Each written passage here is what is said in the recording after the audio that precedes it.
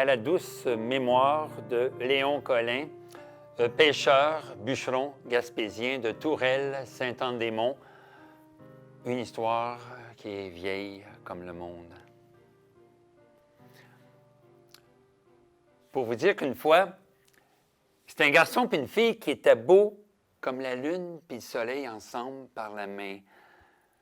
Ils étaient frères et sœurs, puis ils vivaient sur une petite terre qui ne donnait pas grand-chose à manger. Ils vivaient là avec le vieille mère qui était veuve, puis Joseph, lui, il s'occupait des rares animaux, puis du jardin. Il était destiné à devenir un habitant comme son défunt père. Puis Marie, elle, elle faisait pas grand-chose. C'est-à-dire qu'elle priait son bon Dieu jour après jour. Sa mère, c'est pas qu'elle aimait pas ça, mais ça l'inquiétait un peu. Elle disait, « Marie, ma petite Marie, là, garde, je vieillis, je suis malade, je ne serai pas tout le temps là pour m'occuper de toi. Garde ton frère. Quand je vais être morte, lui, il va s'occuper de l'étable, puis de la vache, puis...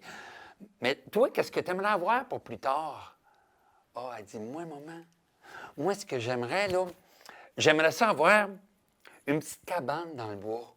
Une petite place tranquille, comme un ermitage pour prier, méditer à l'écart du monde. Tu veux rien de plus que ça? Non, maman. Petite cabane, ça me ferait plaisir. Tu vas l'avoir. Puis pas plus tard que le lendemain matin, on a vu Joseph, son frère, s'enfoncer dans le bois, bâtir pour sa sœur Marie ce qu'on appelle par chez nous un petit camp. Pas le grand luxe, une petite cabane en bois rond, avec une table, une chaise, un petit lit en sapinage, puis de la vaisselle pour son ordinaire. Pas grand-chose, vous me direz. Mais Marie s'est installée là-dedans comme une princesse dans un château. Puis les oiseaux, ça tourbillonnait autour de sa cabane. Il n'y avait rien de plus beau à voir. Puis le temps passe. Puis, dans les contes, le temps passe avec la rapidité de l'éclair. Là, tu pas que la vieille mère est étendue sur le grand lit où elle va finir ses jours. La maladie de la mort qui est en train de la ronger par en dedans. Puis là, elle appelle son garçon. Elle dit, « Joseph, viens voir ta vieille mère avant qu'elle s'en aille. Veux-tu, tu vas me faire une promesse avant que je meure? » Ma mère, demandez-moi n'importe quoi. Vous savez bien que ça va être oui. Jure-moi. Joseph, promets-moi que tu vas toujours prendre soin de ta sœur Marie qui est dans le bois, que tu vas aller y porter à manger à tous les jours pour qu'elle manque de rien. Puis si ça peut t'aider à en prendre bien soin, évite donc de te marier. Ou bien, si tu te maries, occupe-toi de ta sœur avant n'importe qui d'autre. C'est pas rien que vous me demandez là, ma mère. Inquiétez-vous pas avec ça. Oui, je vous le jure. Puis là, elle est morte. Puis quand c'est dit, c'est dit. Puis quand c'est dit, c'est le même. Quand c'est le même, c'est comme ça. Puis quand c'est comme ça finit là. Puis pas plus tard que le lendemain matin, on a vu Joseph s'en aller avec un sac de mangeaille, porter ça à sa sœur Marie à l'ermitage. Il a raconté la mort de leur mère, puis ils ont bien pleuré les deux, les bras dans les autres, les orphelins. Puis le jour d'après, puis le jour suivant, puis le surlendemain, même petit manège rituel, toujours porter son sac de manger à Marie. Mais Joseph, il n'était pas taillé dans le même bois que sa sœur. Il n'était pas du même caractère. Lui, il aimait la compagnie du monde. Fait que bon, il revenait toujours par le village. Puis on le voyait souvent à l'hôtel avec les gars en train de jouer aux cartes. Puis de plus en plus souvent, on l'apercevait même en face de l'église, assis avec une femme, toujours la même femme, la Rougette. Le comte, il ne connaît pas d'autre nom que ça, la Rougette. Une vieille fille qu'on disait dans le temps. Elle n'était pas vieille, mais elle n'était pas mariée. Mais c'est pas parce qu'elle n'aimait pas les hommes. Non, elle aimait les hommes à s'en confesser. Mais elle n'avait pas encore rencontré celui-là qui s'assoirait à côté d'elle, lui soufflait à l'oreille des choses qu'une femme aime entendre de la bouche d'un cavalier. Ah, puis bon, il était bien de son goût, puis c'était pareil pour lui. Tant et si bien qu'un beau jour, il a fait de la grande demande, elle a dit oui. Ils sont mariés ensemble, ils sont allés vivre dans la maison où Joseph avait grandi avec sa sœur et sa mère. Puis ça va bien au début. Mais vous qui m'écoutez si bien, vous comprendrez que, bien, Joseph, il n'a pas couru dire à sa sœur qu'il venait de se marier parce qu'il n'était pas tranquille avec la promesse qu'il avait faite sur l'île mort de sa mère. Puis, étrangement, il n'a pas dit non plus à sa femme qu'il avait une sœur dans le bois. Mais à tous les jours, il partait avec son sac de mangeaille sans dire où ce qu'il allait. Puis la rougette, elle n'aimait pas ça. C'est que tu t'en vas avec ça, il y en a bien trop pour toi là-dedans. Non, non, non. C'est ma petite ouvrage. Laisse-moi tranquille, ma femme, là. Tu sais bien que je vais revenir. Puis il revenait tous les jours, à la même heure. Elle n'avait rien à redire. Il revient un bel après-midi. Mon Dieu, qu'est-ce que t'as? T'as bien l'air bête. C'est qui, cette femme-là? Qui ça? C'est qui la femme que tu vas voir dans le bois? Je ne vais pas voir de femme. Non, non, non, non, non. Raconte-moi pas d'histoire. C'est qui la femme que tu vas voir dans le bois? Ben, c'est ma sœur. Ta sœur. Tu m'as jamais dit que tu avais une sœur. Non, il faut que tu comprennes, la rougette. Écoute-moi, ma femme, là. C'est son secret à elle. Elle vit dans son ermitage. Elle a pris son bon Dieu. Ben oui, une sainte en plus. Ah oui, tu me racontes n'importe quoi, toi. Hein? Non, non, non. La femme que tu vas voir dans le bois, c'est pas ta sœur. C'est ta blonde que tu vas voir dans le bois. Écoute-moi, tu m'aimes? Tu vas me le prouver. Tu iras la voir, tu m'en débarrasseras, tu me ramèneras une preuve de ce que tu auras fait, sinon, gare à toi, je m'en occuperai moi-même, puis tu ne me reverras jamais. Joseph s'est enfermé dans le silence pendant 7 jours. Puis au bout de ces 7 jours-là, il est parti pour la forêt avec sa hache, pas de sac de provisions. Il est arrivé à l'ermitage de Marie qui l'attendait. « Joseph, j'ai faim. Qu'est-ce que tu faisais? Ça fait des jours que je n'ai pas mangé. »« Joseph, qu'est-ce que t'as? T'es donc bien jongleur, t'es pas de même d'habitude. Dis-moi quelque chose, parle-moi. »« Marie, il faut que je te dise que j'ai marié une femme. Elle est jalouse. Elle ne veut pas me croire. Elle ne veut pas croire que tu es ma sœur dans le bois. Elle m'a demandé. Fais une prière. Marie s'est agenouillée. Elle a joint les mains pour faire une prière. Puis une fois la prière commencée, Joseph, les larmes aux yeux, mais le cœur dur, a frappé avec sa hache. Pas pour la tuer, mais si fort que les 2 mains de Marie ont décollé pour tomber sur le plancher.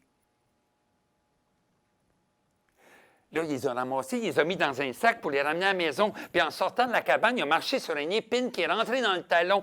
Ça y a lancé jusqu'au cœur. Puis au moment où sa sœur Marie, qui voyait tout ça, elle a dit « Joseph, Joseph, mon frère, il n'y a jamais eu de ronce, il n'y a jamais eu d'épine autour de ma cabane. Regarde qu'est-ce que tu as fait aujourd'hui. Tu m'as rendu manchotte, hein? Mais je te prédis une chose. Je te prédis que l'épine dans ton pied, je l'enlèverai un jour. Avec mes mains. »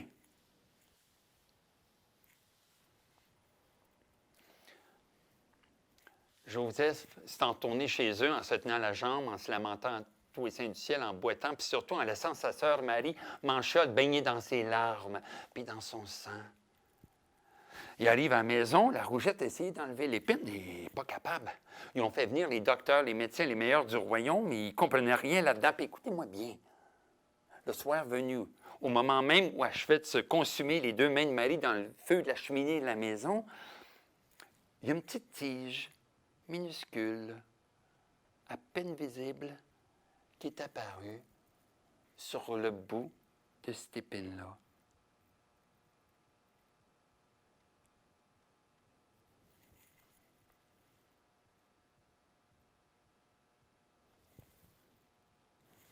« 20 000 plus loin, l'autre bord de la forêt.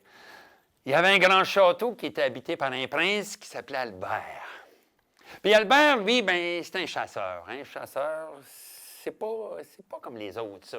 Quand la chasse l'appelle, puis non, bon, comme il était prince, il y avait de l'argent, puis les princes, ça chassait avec des chiens puis des chevaux, puis ils venaient s'acheter une meute de chiens, puis ils voulaient les essayer pour voir s'ils étaient tels qui avaient été vendus. Alors, ben, il part avec ses chevaux, puis ses chiens en pleine forêt, puis là, il marche, puis il trottine, puis tout d'un coup, dans un désert, ça part de tout bord, tout côté. Là, il essaye de les ramasser, de les rassembler, rien à faire. Là, il les suit comme il peut, par les jappes, jusqu'au pied d'une grande montagne noire.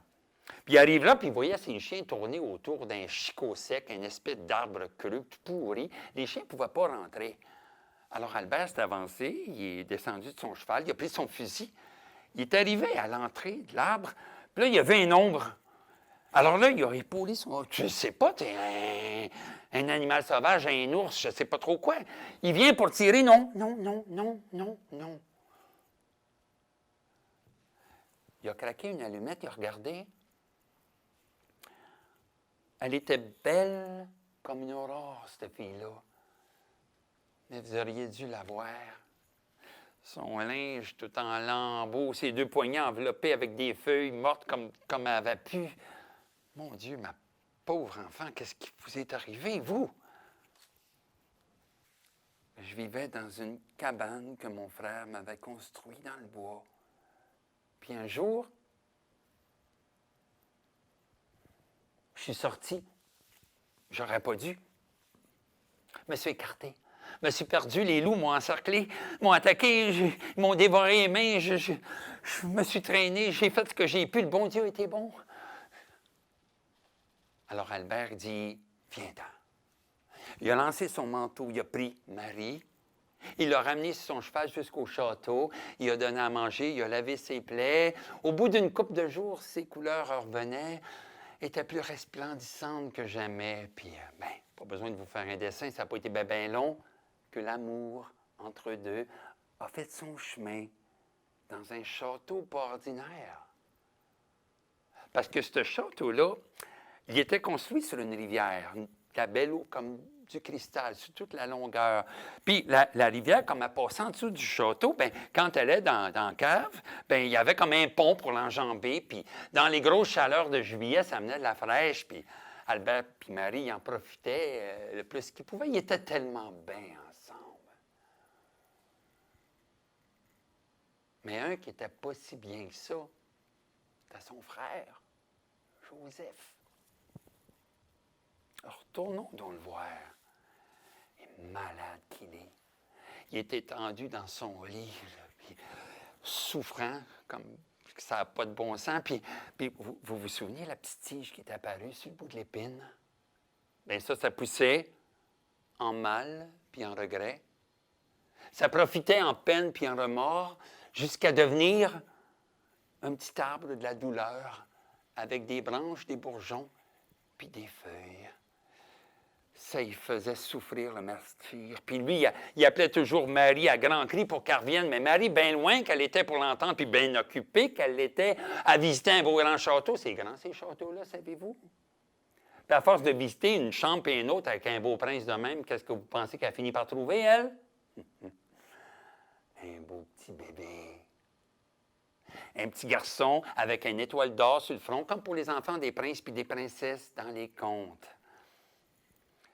Pas besoin de vous dire que Albert et Marie aimaient cet enfant-là, quelque chose d'effrayant. Puis dans les contes, les enfants, ça marche de bonne heure. Déjà rendu ça d'eau, ça court tout partout. Puis il faut le surveiller, surtout quand son père part pour des voyages de chasse. Bien justement, le voilà qui s'en va dans un nuage de poussière. Et puis Marie le regarde s'en aller, puis elle se revire de bord. Puis le petit, il était là, il n'est plus là. Où c'est qu'il est rendu? Elle monte un escalier, elle en descend un, elle demande. Personne ne l'a vu. Lorsque tout d'un coup, elle se dit, mon Dieu, la rivière, la cave, le pont. Elle descend, puis elle arrive juste à temps pour voir le petit perdre son équilibre puis tomber dans le torrent furieux qui l'emmène. Alors, elle lève ses deux bras vers le ciel puis elle dit, doux Jésus, mon petit enfant, bonne Sainte Vierge, aidez-moi ou prenez-moi, puis elle se jette dans l'eau. Puis le courant l'entraîne, elle aussi. Puis au moment où elle vient pour perdre son respire puis se noyer, elle ramène ses deux bras de l'écume. Puis qu'est-ce qu'elle voit apparaître au bout de ses poignets? Deux mains pour sauver son enfant. Ramener l'enfant contre elle, puis se débattre dans l'eau furieuse. Puis lorsqu'elle a rouvert les yeux, elle était étendue dans son grand lit avec le petit garçon. puis son prince qui pleurait pour le miracle qui est arrivé parce que Marie, son amour, la manchotte, elle était guérie. Et c'est là qu'elle s'est souvenue de son frère Joseph. Albert, mon prince, je ne t'ai pas raconté grand-chose de ma petite enfance, sauf pour te dire, t'en souviens-tu que j'avais un frère qui m'avait construit une cabane dans le bois. Ça fait longtemps que je n'ai pas eu de nouvelles. Bon, les dernières que j'ai eues, il était bien malade. Il est peut-être mort aujourd'hui. Mais je ne sais pas s'il était encore vivant. Ça me ferait plaisir de le voir, puis il serait peut-être content que je le visite. Ma belle, on peut y aller demain si tu veux. Oh, mon prince, tu me ferais plaisir.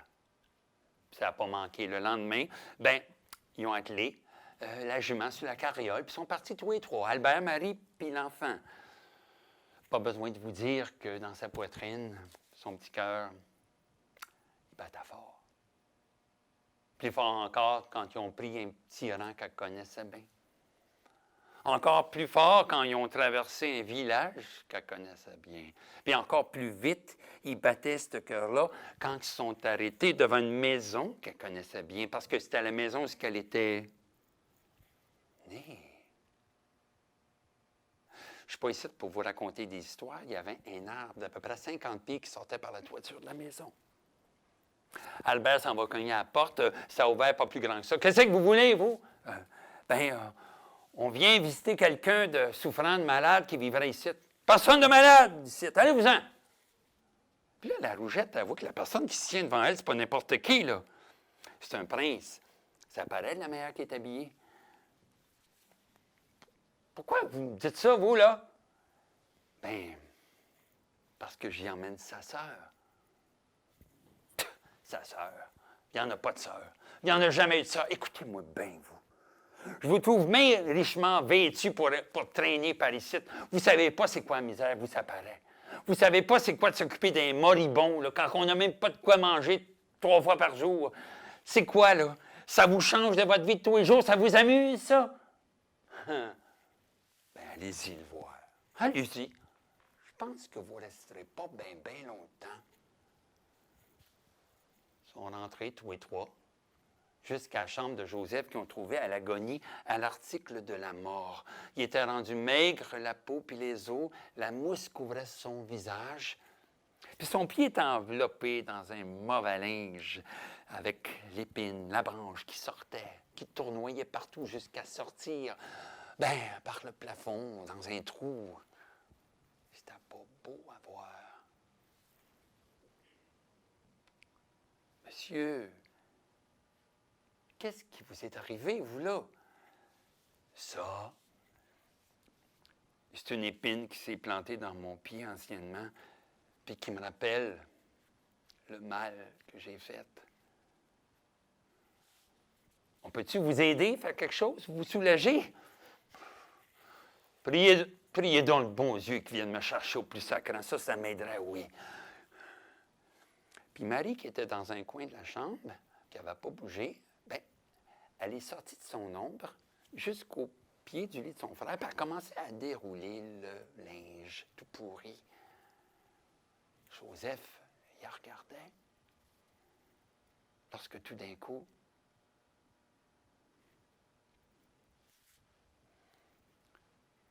Madame, vous, là, vous ressemblez donc à ma mère. Quand j'étais petit, j'avais une mère qui nous contait des contes à moi et à ma sœur Marie. C'était le beau temps, ça, dans ce temps-là. C'est tout fini, ça. Fini.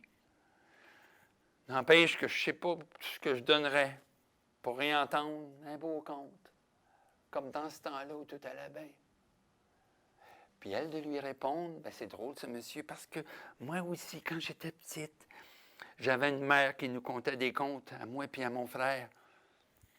Mais je n'ai pas la mémoire des contes. Je ne me souviens pas vraiment de ce qu'elle racontait, mais si ça peut vous faire du bien, vous faire plaisir, je peux peut-être essayer de vous raconter quelque chose, n'importe quoi. Racontez-moi une histoire.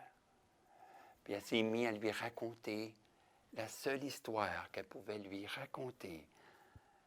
Elle s'est mise à lui raconter son histoire à elle. Celle-là même que je suis en train de vous faire depuis tantôt.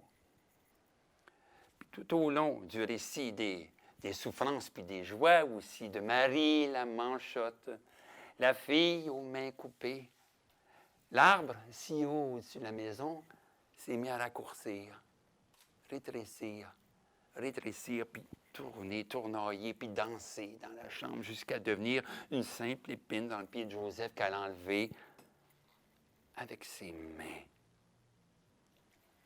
Joseph, il l'a reconnu, puis il est mort l'âme en paix, avec son pardon, puis un oiseau qui est sorti de la maison. Puis Albert, Marie, puis l'enfant ont quitté la place à leur tour, puis la rougette s'est embarrée, barricadé les portes puis les fenêtres avec de la nourriture pour 1 an et 1 jour. Bien, laissez-moi vous dire que ça fait mauditement longtemps qu'on compte ce conte-là dans nos campagnes. Je pense qu'aujourd'hui, il ne reste plus grand-chose à manger. Eux autres, ils sont retournés dans leur château, mais voyez-vous, lui, je l'ai dit, c'était la chasse. Puis quand la chasse appelle son homme. Non, c'était pas fait pour eux autres, cette vie-là. Alors, ils ont vendu le château à l'encan, Madame Chose. Puis avec l'argent ramassé, ils se sont achetés un petit chac dans le bout de Sainte-Marceline de Kildare. Je suis passé par là il y a à peu près 3 semaines avec ma ronde de lait. J'ai compté pas moins de 88 garçons, 66 filles, c'est la galerie qui m'envoyait à la main de même. Je suis venu pour prendre la plus jeune sur mes genoux et raconter une histoire, mais savez-vous, le maire a tout un caractère. Elle ne m'a pas laissé faire. Elle m'a sacré un grand coup de pied au derrière, puis elle m'a dit, va donc le contrer, tous ces menteries-là, puis mon histoire finie. T'en parles pas.